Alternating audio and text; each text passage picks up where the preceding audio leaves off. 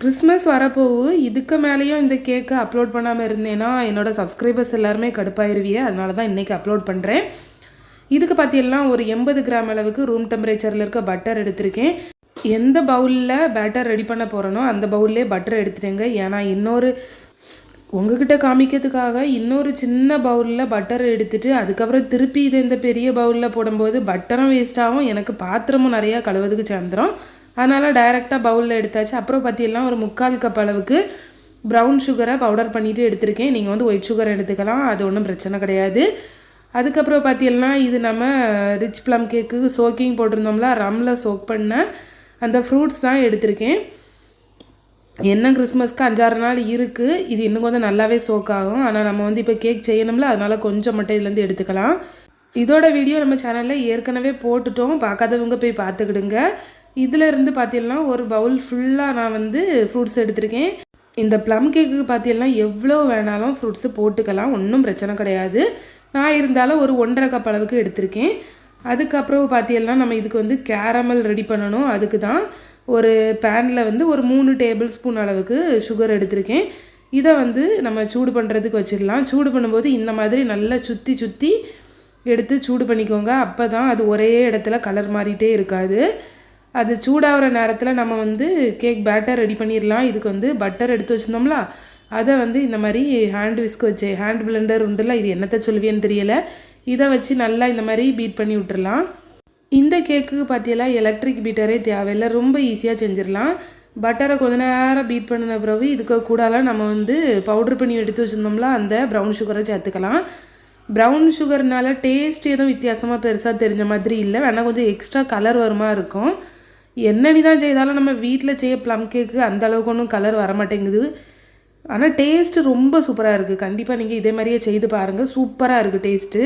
அந்த brown sugar powder சேர்த்தோம்லாம் சேர்த்துட்டு நல்லா பழையபடி பீட் பண்ணிகிட்டே இருக்கணும். இது கொஞ்சம் க்ரீம் மாதிரி வரணும், அதுக்கு அளவுக்கு நம்ம நல்லா பீட் பண்ணி விட்டுட்டே இருக்கணும். இனிமேல் நம்ம வந்து ஆல்கஹாலிக் ப்ளம் கேக் தான் இது.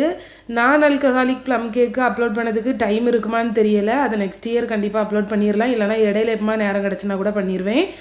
இந்த தடவை இதை ட்ரை பண்ணுங்கள். ஆல்கஹாலிக் கேக் மட்டும் நம்ம சேனலில் இருக்குது. நான் ஆல்கஹாலிக் கேக் வேணால் வேறு ஏதாவது சேனலில் கண்டிப்பாக அப்லோட் பண்ணியிருப்பாங்க, அதை பார்த்து ட்ரை பண்ணி பாருங்கள். இதுக்கு கூடால பற்றியெல்லாம் இப்போ 3 முட்டை சேர்க்கணும். ஒவ்வொரு முட்டையாக ஃபஸ்ட்டு நம்ம சேர்த்து நல்லா மிக்ஸ் பண்ணி விட்டுட்டு அப்படியே 3 முட்டையும் சேர்த்துற வேண்டியது தான். இந்த வீடியோவை பார்த்த உடனேயே கொஞ்சம் பேர் படம் எடுத்துகிட்டு வருவிய, ஏக்கா எங்ககிட்ட பட்டர் இல்லை, நாங்கள் வந்து ஆயில் யூஸ் பண்ணலாமா, வனஸ்பதி யூஸ் பண்ணலாமா, இல்லை வேறு ஏதாவது யூஸ் பண்ணலாமான்ட்டு வருவிய. உங்களை மாதிரி தான் சத்தியமாக எனக்கு தெரியாது. அதனால் ஒருவேளை நீங்களும் ட்ரை பண்ணி பார்த்தீங்கன்னா என்கிட்ட வந்து சொல்லுங்கள், ஆயில் யூஸ் பண்ணனா நல்லா வந்துன்னா. சரி, இப்படியே நம்ம நல்லா பீட் பண்ண பிறகு இதுக்கு கன்சிஸ்டன்சி பற்றியெல்லாம் இப்படி தான் இருக்கும். இது எவ்வளோத்துக்கு வெயிட் வரும்னு பார்த்தீங்கன்னா இந்த கேக்கு பேக்காகவே முடித்த பிறகு 1 கிலோ அளவுக்கு வெயிட் வரும். கண்டிப்பாக நீங்கள் செய்து பாருங்கள். இப்போ பார்த்தீங்கன்னா 2 முட்டை சேர்த்தாச்சு. இப்போ 3ஆவது முட்டையும் சேர்த்து நம்ம நல்லா மிக்ஸ் பண்ணி விட்டுடலாம். முட்டையை சேர்த்து நல்லா மிக்ஸ் பண்ணி விட்ட பிறகு பார்த்தீங்கன்னா இதுக்கு கூடால நம்ம மாவு சேர்க்கணும். முட்டையை மிக்ஸ் பண்ணி முடிக்கிறதுக்குள்ளேயே நம்ம சீனி போட்டு வச்சுருந்தோம்ல, அது நல்லா மெல்ட்டாக ஆரம்பிச்சிட்டு இனிமேல் கேரமல் ரெடி பண்ணின அப்புறம் தான் நம்ம கேக் பேட்டர் ரெடி பண்ணணும். இதை அப்படியே விட்டுட்டு போனோன்னா கரிஞ்சு கசப்பாயிரும். கலர் அப்படியே கொஞ்சம் கொஞ்சமாக சேஞ்ச் ஆகிட்டு இருக்குது, உங்களுக்கே தெரியும் பார்த்தா. இன்னொரு சைடில் ஒரு பாத்திரத்தில் பார்த்தீங்கன்னா ஒரு 1/2 கப் அளவுக்கு தண்ணி நல்லா சூடு பண்ண வச்சுருந்தேன், அதை எடுத்து இதில் ஊற்றியாச்சு. இது டேன் கலரை விட கொஞ்சம் டார்க் கலராக வரும்போது தண்ணி ஊற்றுங்க. தண்ணி ஊற்றும்போது கவனமாக ஊற்றிக்கிடணும், அப்போ தான் முகத்துலலாம் படாமல் இருக்கும், ஏன்னா அது ரொம்ப சூடாக இருக்கும். இந்த அளவுக்கு கேரமல் கலர் இருந்தால் போதும். இதை விட நல்லா டார்க் ஆகிட்டுன்னு வச்சுக்கலாம், கசப்பு வந்துடும் கேக்கில். அப்படி ஒருவேளை தெரியாமல் உங்களுக்கு அந்த மாதிரி ஆகிடுச்சுன்னா அதை அப்படி கேக்கில் ஊற்றிடாதுங்க, கேக்கு மொத்தமாக வேஸ்ட்டாக போயிடும். இனிமேல் பார்த்தீங்கன்னா அது சூடாகிற டைமில் நம்ம வந்து மாவு சேர்த்துடலாம். 1 கப் அளவு மைதா எடுத்துருந்தேன். இதில் ஃபஸ்ட்டு வந்து ஒரு 1/2 கப் அளவு மைதா சேர்த்துட்டு நல்லா மிக்ஸ் பண்ணி விட்டுறலாம். இதை நல்லா போட்டு சப்பாத்தி மாவு மாதிரியெல்லாம் அடித்து மிக்ஸ் பண்ணாதுங்க, மெதுவாக மிக்ஸ் பண்ணால் போதும். இனிமேல் மீதி இருக்க மாவையும் சேர்த்துட்டு இதுக்கு கூடால பார்த்தீங்கன்னா 1 டீஸ்பூன் அளவுக்கு பேக்கிங் பவுடர் சேர்க்குறேன்.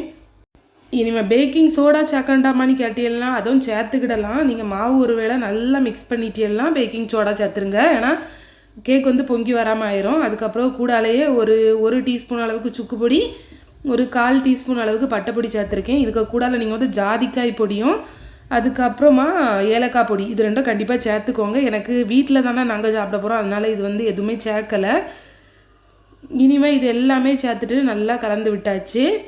நீங்கள் வெளியே சேல்ஸ்க்கு கொடுக்குறதா இருந்தால் ஒரு 4 ஸ்பைசஸ் கண்டிப்பாக சேர்த்துருக்கணும். ஏதாவது ஒரு 4 ஸ்பைஸ் பவுடர் சேர்த்துக்கிடுங்க. எனக்கு இந்த ஸ்பைஸ் ஸ்மெல் வந்து பிடிக்காது, அதனால தான் இது 2 மட்டும் சேர்த்துருக்கேன்.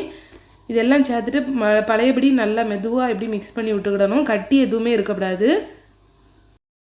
இந்த ப்ளம் கேக்குக்கு பேட்டர் பார்த்தீங்கன்னா இந்த மாதிரி கொஞ்சம் திக்காக தான் இருக்கும். நம்ம நார்மல் கேக் பேட்டர் மாதிரி இருக்காது. இனிமேல் இதுக்கு கூடால பார்த்தீங்கன்னா நான் வந்து கொஞ்சம் கோகோ பவுடர் சேர்க்கேன். ஒரு 2 டீஸ்பூன் போல் சேர்த்துக்கிட்டா போதும். இது கொஞ்சம் கலர் கொடுக்கும், அதுக்காக தான். ஆனாலுமே இந்த கோகோ பவுடர் சேர்த்தப்புறமா ரொம்ப ஒன்றும் டார்க்கு கலர்லாம் வரலை. ஒருவேளை கொஞ்சம் எக்ஸ்ட்ரா கேரமல் சிரப்பு ஊற்றிருக்கணும்னு நினைக்கேன். உங்களுக்கு ஒருவேளை கேரமல் கலர் வந்து கடையிலேயே கிடைக்கும். அது கிடச்சிதுன்னா அது வாங்கி ட்ரை பண்ணி பாருங்கள். ஆனால் நம்ம வீட்டில் செய்து சேல்ஸ் பண்ணுற கேக்கு தானே, அதுக்கு இந்த கலரே போதும் தான். இதே நல்லா கோகோ பவுடரும் சேர்த்து நல்லா மிக்ஸ் பண்ணி விட்டாச்சு. இப்போ இது கூடால நம்ம ரெடி பண்ணி வச்சுருந்தோம்ல அந்த கேரமல் வந்து ஊற்றிடலாம். நான் வந்து கொஞ்சமாக தான் ஊற்றிருக்கேன். ஆனால் இது கூடால கொஞ்சம் இதை விட இன்னும் எக்ஸ்ட்ராவாக தான் ஊற்றுவாங்க. எனக்கு இது போதுங்கிறதுனால இவ்வளோமே சேர்த்துக்கிட்டேன். இதையும் சேர்த்துட்டு நல்லா மிக்ஸ் பண்ணி விட்டுறலாம். நீங்கள் இப்போ ஒரு 1/2 கப் அளவுக்கு சுகர் சேர்த்துக்கிட்டீங்கன்னா அதுக்கு வந்து ஒரு 3/4லேருந்து 1 கப் அளவுக்கு தண்ணி சேர்த்துக்கணும். அப்போ தான் இந்த கேரமல் சிரப்பு வந்து ஒழுங்காக வரும். இதையும் சேர்த்து நல்லா மிக்ஸ் பண்ணி விட்டாச்சு. இப்போ இது கூடால நம்ம எடுத்து வச்சுருந்தோம்ல அந்த ஃப்ரூட்ஸ் ரம்மில் சோக் பண்ணி வச்சுருந்தேன், அந்த ஃப்ரூட்ஸ் எல்லாமே இது கூடால சேர்த்துக்கிட்டேன். இதையும் சேர்த்துட்டு நம்ம நல்லா மிக்ஸ் பண்ணி விட்டுறலாம். உங்களுக்கு கொஞ்சம் நல்லா தெளிவாக தெரியட்டுன்னு சொல்லிட்டு தான் நல்லா ஜூம் பண்ணி காட்டியிருக்கேன். இதெல்லாம் சேர்த்து நம்ம நல்லா கலந்து விட்ட பிறகு இந்த பேட்டர் ரெடி ஆயிரும். இது செய்கிறது ரொம்ப ஈஸி தாங்க. ஆனால் சோக்கிங் மட்டும் கொஞ்சம் நாளைக்கு முன்னே நம்ம போட்டுட்டோம்னா அந்த கேக் வந்து நல்லா கொஞ்சம் சாப்பிட்றதுக்கு நல்லா டேஸ்ட்டாக இருக்கும். நம்ம இதில் எவ்வளோ ஃப்ரூட்ஸ் வேணாலும் சேர்த்துக்கலாம். இதுக்கு கூடால வந்து நட்ஸு சேர்த்துக்கணும். நான் வந்து நம்ம வீட்டில் தானே அப்படிங்கிறதுனால நட்ஸு சேர்க்கலை. நட்ஸை கட் பண்ணுறதுக்கும் கொஞ்சம் கடியாக இருந்தது, அதனால தான் அதை சேர்த்துக்கலை. இப்போ இந்த பேட்டர் பார்த்தீங்கன்னா உங்களுக்கு தெரியும், கொஞ்சம் திக்காக தான் இருக்கும். இந்த மாதிரி தான் இருக்கும். ஃபைனலாக இது கூடால நம்ம வந்து ஃப்ரூட் சோக் பண்ணி வச்சுருந்தோம்ல, அதுலேருந்து ஒரு கரண்டி அளவுக்கு ரம் வந்து சேர்த்துக்கிட்டேன். இதுவும் ஆப்ஷனல் தான். நம்ம இது சேர்த்துக்கிட்டோன்னா இன்னும் இதோட டேஸ்ட் வந்து அப்படியே நம்ம கடையில் வாங்குகிற அந்த ப்ளம் கேக் மாதிரியே இருக்கும். அதனால தான் சேர்த்துக்கிட்டேன். சிலவங்க என்ன பண்ணுவாங்கன்னா அந்த ஃப்ரூட்ஸை வந்து ஒரு பாட்டில் அளவு ஃப்ரூட்ஸ் எடுத்தாங்கன்னா ஒரு 1/4 பாட்டில் அளவு ரம் சேர்த்துக்கிடுவாங்க.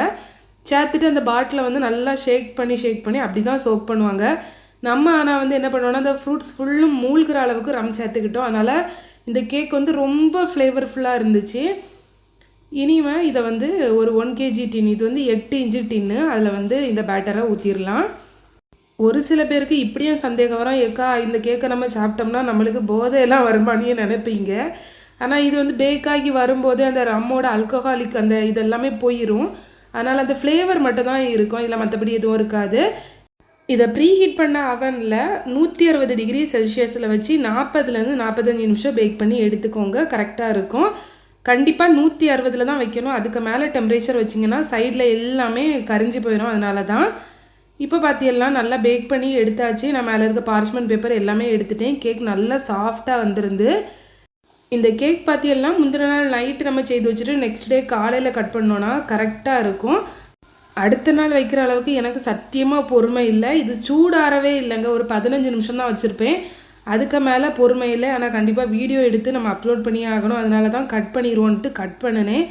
அதுக்கப்புறம் தான் புரிஞ்சுது இதை ஏன் சூடார வைக்கணும்னு சொல்கிறாவன்னு. எனக்கு கட் பண்ணும்போது பிஞ்சு போகுது. இன்னொன்று என்னென்னா உள்ளேயுமே நல்லா சாஃப்டாக கரெக்டாக அந்த கேக்கோட கன்சிஸ்டன்சி வரலை. அதுக்கப்புறம் சூடாறினப்புறம் மறுபடியும் கட் பண்ணி பார்த்தேன். அப்போ சூப்பராக இருந்துச்சு. நான் இதை கட் பண்ணும்போதே நீங்கள் பாருங்கள், அப்படியே அது பிஞ்சு போகுது பார்த்தீங்களா. இன்னொரு பீஸ் கட் பண்ணுவோன்னு சொல்லிட்டு மறுபடியும் கட் பண்ணினேன். அப்போது கூட கொஞ்சம் ஓகேவா வந்துருந்துச்சு. ஆனால் கேக் வந்து டேஸ்ட்டு செம்மையாக இருந்துச்சு. இந்த பீஸ் பார்த்திங்கன்னா கொஞ்சம் நீட்டாக வந்துடுச்சு. அதனால தான் இதை கம்ப்ளீட்டாக சூடாறின அப்புறமா கட் பண்ணி சாப்பிட்டு பாருங்கள். ஐயோ டேஸ்ட்டு சொல்லவே வேண்டாம், அவ்வளோ சூப்பராக இருந்து. கண்டிப்பாக நீங்களும் இதே மாதிரியே இந்த ப்ளம் கேக்கை வீட்டில் ட்ரை பண்ணி பாருங்கள். ரொம்பவே சாஃப்டாக வரும். ஆனால் என்ன மாதிரி அவசரப்பட்டு கட் பண்ணிட்டேன்னா இதே மாதிரி தான் பிஞ்சு போகும். இந்த வீடியோ யூஸ்ஃபுல்லாக இருந்துச்சுன்னா மறக்காமல் நம்மளோட சேனலுக்கு சப்ஸ்கிரைப் பண்ணிக்கோங்க. உங்களோட டவுட்ஸை கண்டிப்பாக கமெண்ட்ஸில் கேளுங்க. நான் முடிஞ்ச வரைக்கும் உங்களுக்கு சீக்கிரமாக ரிப்ளை பண்ணுறதுக்கு பார்க்குறேன். நெக்ஸ்ட்டு எந்த வீடியோ அப்லோட் பண்ணலாம், உங்களுக்கு எந்த ரெசிபி சீக்கிரத்தில் வேணுங்கிறத கமெண்டில் கேளுங்க. அதில் எந்த கமெண்ட்க்கு நிறையா லைக்ஸ் வருதோ அதுதான் நெக்ஸ்ட் அப்லோட் பண்ணுவேன். பாய்.